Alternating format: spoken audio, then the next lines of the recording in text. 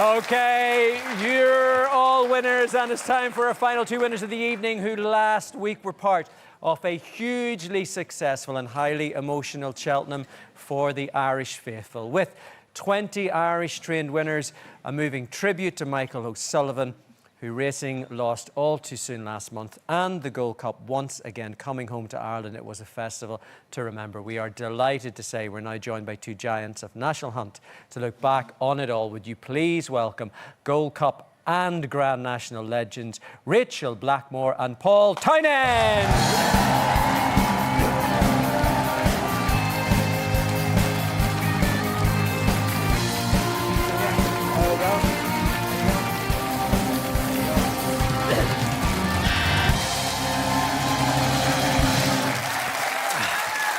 Welcome to the show. Another great Cheltenham for the Irish, 20 out of 28 winners. What makes Cheltenham so special for you guys?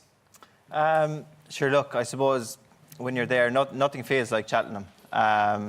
It's the Olympics of our sport. It happens once a year. It's where the best meet the best. And you know, we were fortunate to have some success there this year again, but it's what the whole season builds up to, and yeah, it is the pinnacle of our sport. Rachael, I mean, you've done it pretty much all in racing. You've won the Grand National, you've won the Gold Cup. Is there such thing as a regular win at Cheltenham? You had 2 wins this year. No, I think Cheltenham is it's such a special place. You know, as Paul said, nothing feels like Cheltenham. It's a special place. To get to walk back into the winners' enclosure there is very special. And yeah, we were both very lucky that we've got to experience that. There you are, doing your stuff there.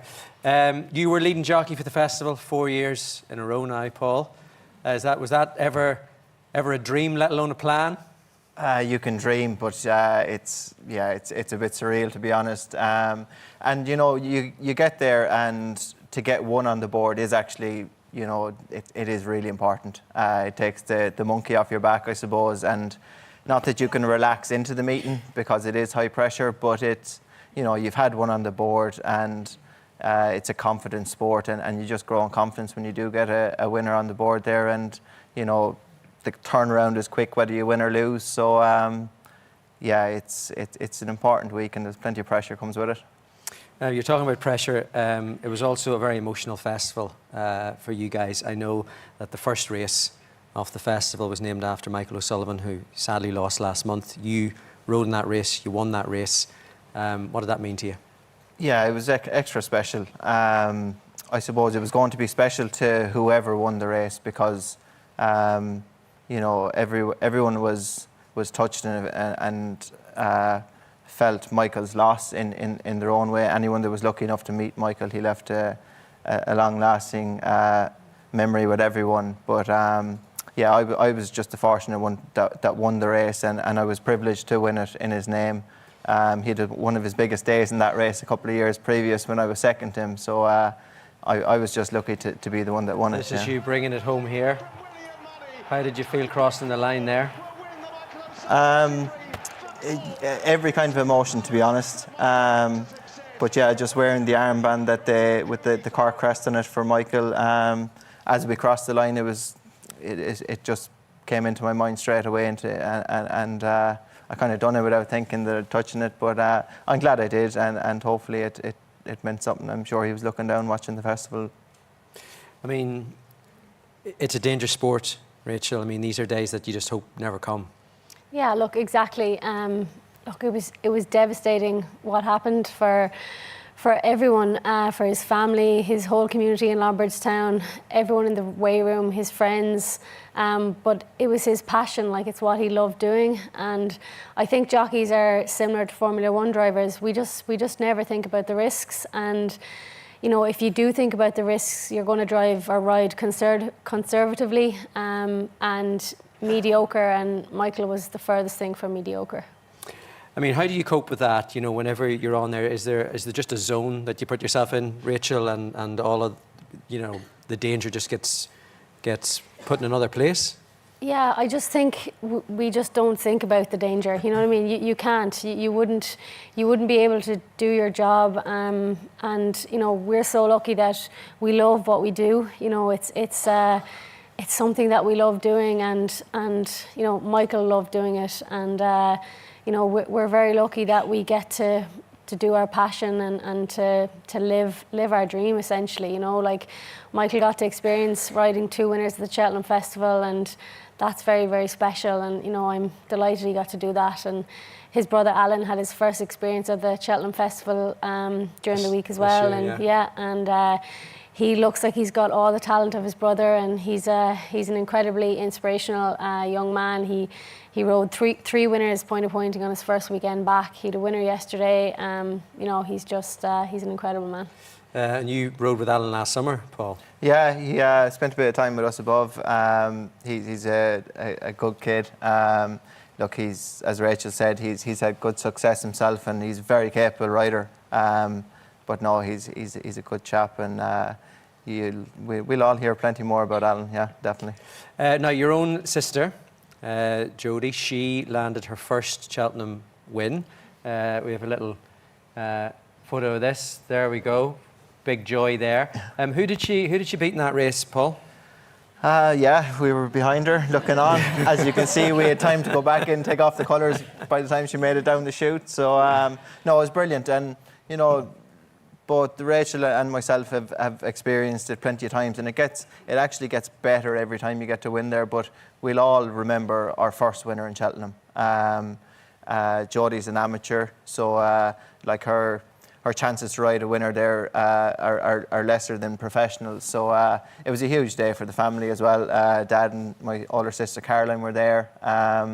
So no, it was brilliant, and you know, it still hurt to get beat, but he'll be okay.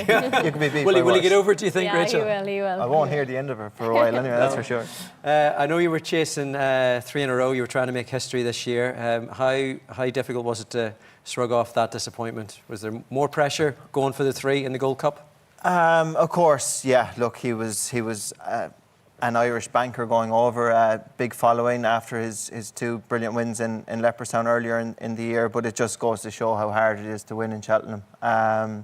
Fair play to Gavin Cromwell, Mark Walsh and the McManus team. They were better on the day, but yeah, it was hard to take. Obviously, I won't lie and say it wasn't, but look, he tried his best. He went out in his shield. Just not good enough on the day in that sport, unfortunately. That is sport. This festival is so much part of Irish people's lives. I mean, I had a cousin, you know, we buried him last week, and that was the one weekend of the year for him. It's kind of changed a little bit now, Rachel. You know, attendances are a wee bit down at Cheltenham. Some people are heading off to Spain and doing these cheap flights and betting over there. I mean, what do you think needs to change to get the crowds fully back to Cheltenham? Yeah, look, I think there's a lot of more educated people to try and get that side of it all going again. You know, Paul and I are kind of focusing on the riding side of it, but it's an incredible festival to go to, and you know, I'm sure it will turn again. The next big one, of course, is Aintree. Are we going to see you back on I Am Maximus this year, Paul? Hopefully, yeah. He's a big task ahead of him to try and back up last year's win in the national. But no, look, the way he went through the race last year and the performance he put in would mean he hopefully he'll run with credit again this year. Willie'll have a good team of horses going. Nick Rocket is another one. Tyestes and the Bobby Joe, 2 good trials for the Grand National, so he'll be there as well. But if Willie can get I Am Maximus there in the same form as last year, hopefully he'll take it as well as he did and put up a good account. But it's a big task ahead of him, yeah. It is a big task. Rachel, you of course have done it. When you win it once, when you win the Grand National once, does it feel every next Grand National is a free go, or does it make you want to win it more? Oh, if you taste success at all, you just want to feel that again, and especially on the biggest stage, it's it's just something that you want to experience again. Like, to win a national is just phenomenal. Like, I very lucky. I ride a lot of horses for Henry de Bromhead, and he trained a 1-2 in the Grand National that year. So yeah, it's just phenomenal to be getting on horses who have the capability of winning these kind of races. And who do you think you're going to be on this time round?